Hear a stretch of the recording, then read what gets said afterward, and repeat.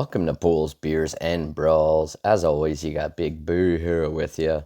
Hope you're doing well out there, fight fans. We had night two of a doubleheader for BKFC in Dubai. BKFC 72. We had some awesome fights go down. It was a Saturday afternoon card for us here in North America. And I'm not going to go through all the fights, but I do want to touch on quite a few here. So without further delay, let's get at it. Main event at BKFC 72 was for the featherweight strap. Yeah, we had Kai Stewart, undefeated 7-0. He was defending against the also undefeated 4-0 Tommy Stridham. There's a lot to say here. I was going to say not much to say, but there is a lot to say because speed, movement, adaptability from Kai Stewart throughout this entire scrap. Let's be honest, Stridham has huge heart, but Kai Stewart is just on another level.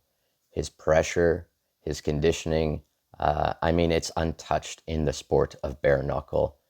Hats off to both men here, but the king reigns supreme with a unanimous decision. Now, I don't know, he moves to 8-0, Kai Stewart does. Let's be honest, he was expected to win this fight. He was expected by almost all the fans. The odds were heavily in his favor.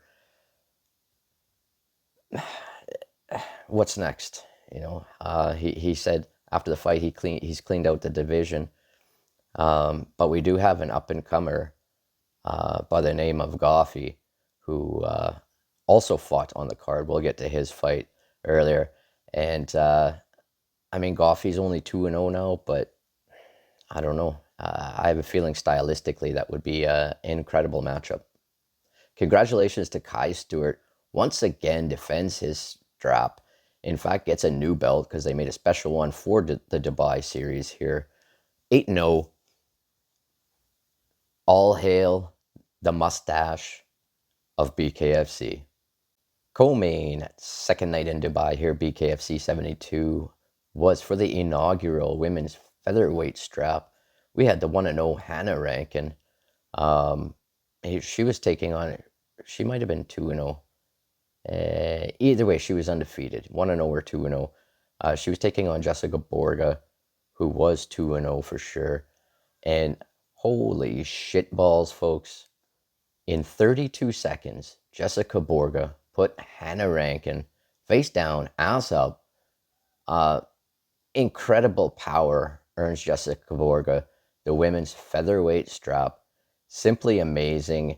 And I can't wait to see what's next for Borga, because I have a feeling with this inaugural strap being introduced here, we're going to see a lot more challenges for her in the near future, especially after just a 32-second scrap there. I'm not even sure if she got hit, to be honest. It was nasty. Rankin was out cold, and wow.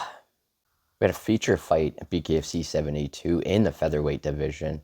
5-1, Brandon Allen. He was taking on the 1-0 Nico Goffey. And folks, Nico Goffey's power, speed, and pressure was just simply too much for Superman here.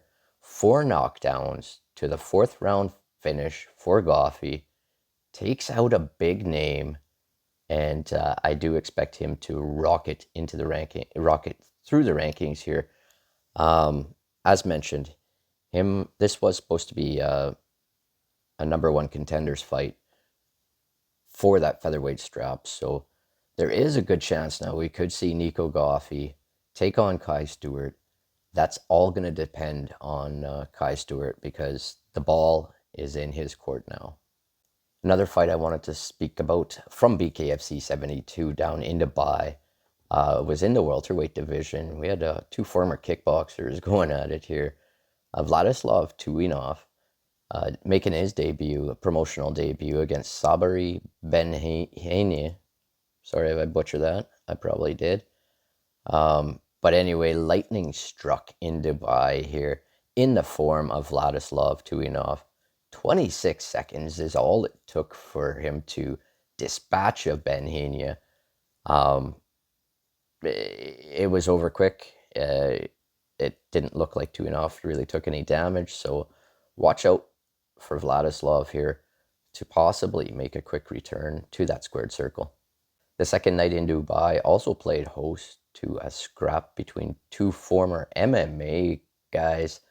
Um, John Phillips making his promotional debut. He was taking on Fabio Maldonado. Yes, folks, you heard me right. Fabio Maldonado was making his BKFC debut there down in Dubai. This was going down in the cruiserweight division. Maldonado had a decent first round here, but he got smoked by the left hand of John Phillips. Good night, Fabio. Wow, that was impressive power from Phillips. Also wanted to make mention of Aaron Chalmers making his BKFC debut, and he looked impressive. He scored a third round knockout there in the debut. Great stuff from Chalmers. Looking forward to seeing more of him in the future.